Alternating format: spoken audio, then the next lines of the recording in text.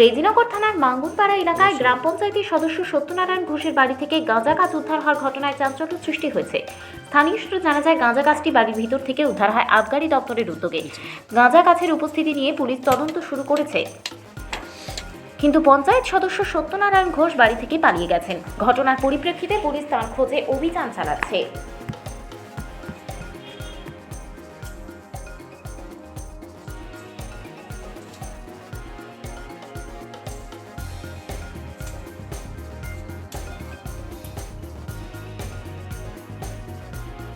যে তৃণমূলের এখন রানিং মেম্বার এই সত্যনারায়ণ ঘোষ, পঞ্চায়েত নির্বাচন, সেই নির্বাচনের প্রহসনের মেম্বার ওর তো হয়নি।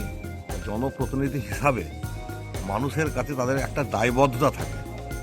সে একটা পার্টির মেম্বার হতে পারে, কিন্তু যখন একজন প্রতিনিধি হয় তখন কিন্তু সকলের প্রতিনিধি হওয়া উচিত এবং তার চলনটা এমনই হওয়া উচিত যেটা আর দেখে মানুষে সেটা শেখার চেষ্টা করে। এবার আমি নিজেই যদি দোষী হই তা আমি আর পাঁচটা লোককে বারণ করতে কখনোই পারবো না যে ভাই তোমার এই কাজটা বা গেঁজা গাছ অপরাধ, লাগানো অপরাধ, এই কথাটা বলার আমার ক্ষমতা নাই। কারণ আমি নিজেই নিজের বাড়িতে গেঁজা চাষ করি বা গেঁজা লাগিয়ে সেই টাকা ইনকাম করবো এই আশাতে আমি তৃণমূল করি। আমার কিছু হবে না, পুলিশ আমাকে কিছু বলবে না, এই যে বদ্ধ ধারণা সাধারণ কর্মীদের মধ্যে ঢুকিয়ে দিই, এই নোংরামি কাজগুলো আজকে দিন দিন বাড়তে চলেছে। সরকার উদাসীন, এই উদাসীনতার ফল তো হবেই, এ তো নতুন কিছু নয়।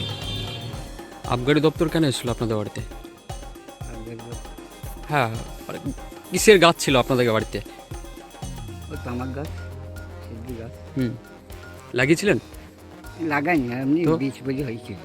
আমাকে কিনার থেকে কিনে নিয়ে খাই, আমি তো খাই। এটা কোন জায়গা? এটা সে মাঙ্গন পাড়া, আপনার নাম? বিজয় দেব দাস।